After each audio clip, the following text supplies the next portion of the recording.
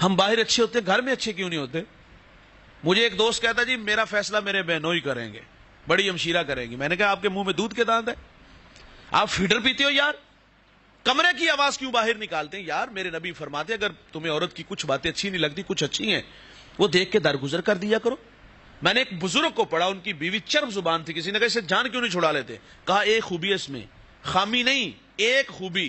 کہا وہ کون سی؟ کہا میں 40 سال بھی کہیں چلا جاؤں تو یہ میرا انتظار کرے۔ اور لوگ تو ایک خوبی میں زندگی گزار دیتے یار، اگر ہم اپنے گھر سے خوبیاں تلاش کریں تو کہیں مل جائیں گی۔ اور ایک بات یاد رکھیے گا جوانوں، میاں بیوی اور تیسرا اللہ، جب تک یہ تین ہوتے ہیں نا، گھر نہیں برباد ہوتے۔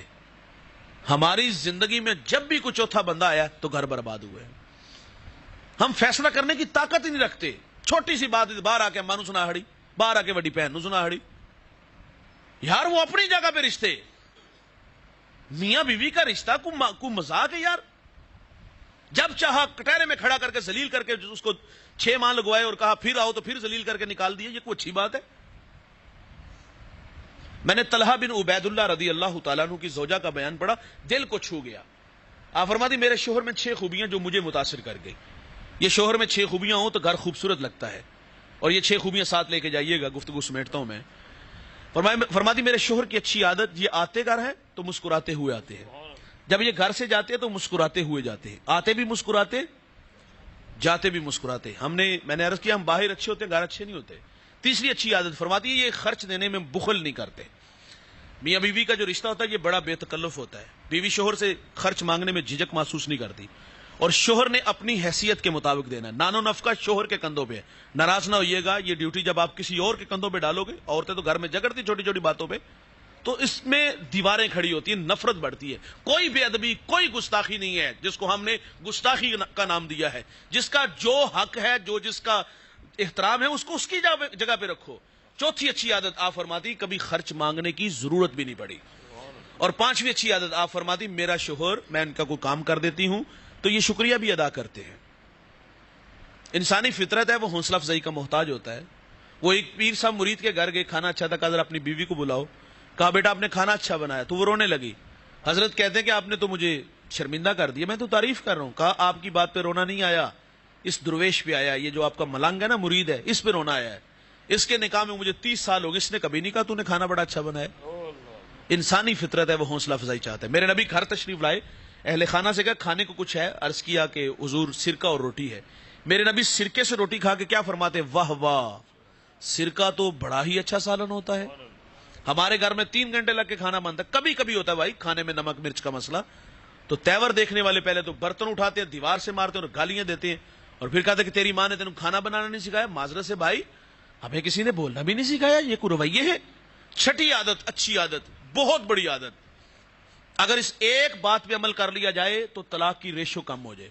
حضرت ہمارے پاس روزانہ کی بنیاد پر دارالفتاء میں ایک لمبی لائن لگی ہوتی ہے لوگوں کی، طلاق کے مسائل نہیں پوچھنے آتے، طلاق کا حل نکالنے آتے ہیں۔ مول صاحب 6 بال ہو گئے نے، ان کی کریے، غصے 50 واری کہہ دیتا ہے، تو اس کا حل کیا نکالے ہم؟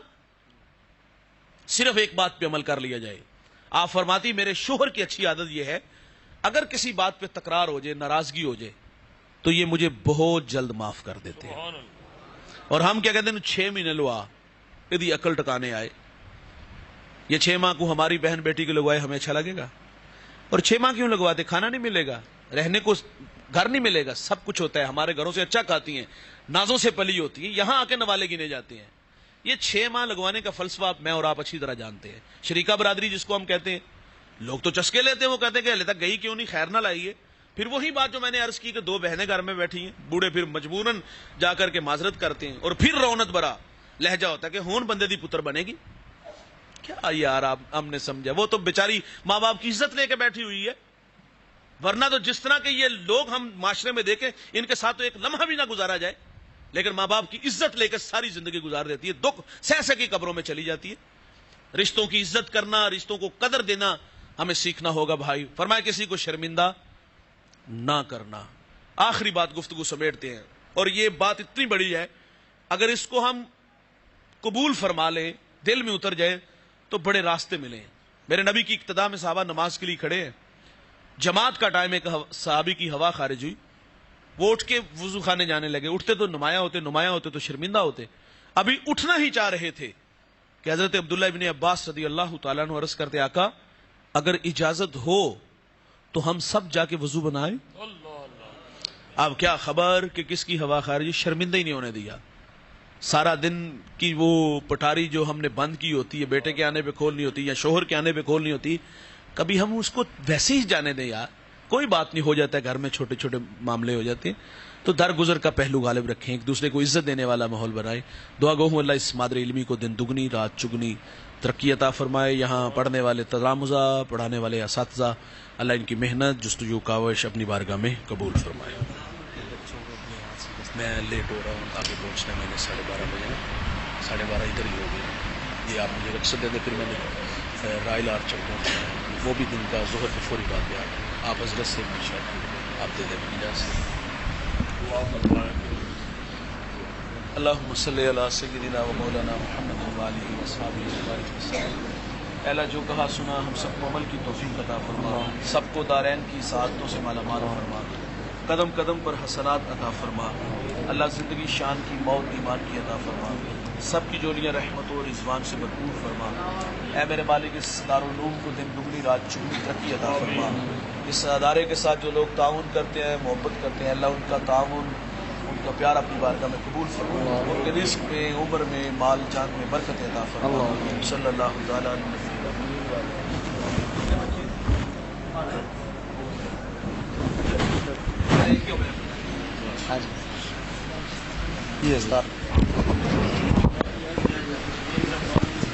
سارے احباب درود شریف کا نذرانہ پیش کریں. دستار بندی ہو رہی ہے, سب احباب درود شریف پڑھیں. ملتمس ہوں حافظ محمد راحیل, جن بچوں کے نام لے رہا ہوں جلدی جلدی سے آتے جائیں. حافظ محمد راحیل, حافظ محمد فیضان. سب احباب بیٹھ جائیں, بیٹھ جائیں سب احباب. آپ تمام حضرات تشریف رکھیں, آپ حضرات تشریف رکھیں, آپ کے لیے لنگر کا وسیع انتظام ہے, تشریف رکھیں. تمام احباب تشریف رکھیں, تمام احباب تشریف رکھیں. حافظ محمد فیضان, حافظ خرم اشرف, ماشاءاللہ اس عظیم جامعہ سے الحمدللہ انہوں نے قرآن پاک حفظ کرنے کی سعادت حاصل کی ہے. حافظ خرم اشرف صاحب, حافظ محمد فیضان اشفاق صاحب, حافظ محمد فیضان اشفاق صاحب, حافظ محمد عمر صاحب تشریف لائیں گے. حافظ محمد عمر صاحب,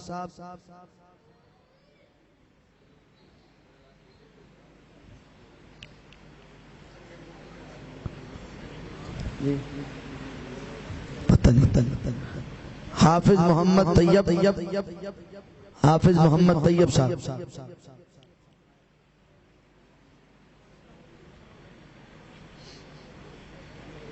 حافظ احمد شبیر صاحب, حافظ احمد شبیر صاحب, حافظ محمد کامران صاحب,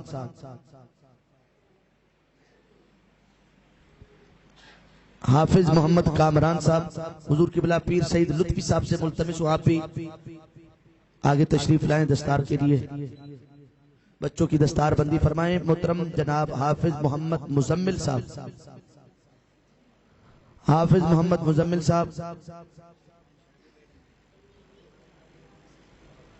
حافظ محمد مبین صاحب, حافظ محمد مبین صاحب, حافظ محمد فیصل فضل, حافظ محمد فضیل, حافظ محمد فضیل صاحب. آخری حافظ محمد نعمان صاحب. الحمدللہ 12 بچوں نے الحمدللہ اس عظیم جامعہ میں قرآن پاک الحمدللہ حفظ کرنے کی سعادت حاصل کی. اللہ تبارک و تعالی ان کے اساتذہ کو اور ان بچوں کو قرآن پاک پڑھنے, اس پہ عمل کرنے کی توفیق عطا فرمائے. سلام پڑھیں, سلام پڑھیں. سلام پڑھتے ہیں مصطفیٰ جان رحمت لاکھوں سلام مصطفیٰ جان رحمت پہ لاکھوں سلام شمع بز میں ہدایت پہ لاکھوں سلام آسیوں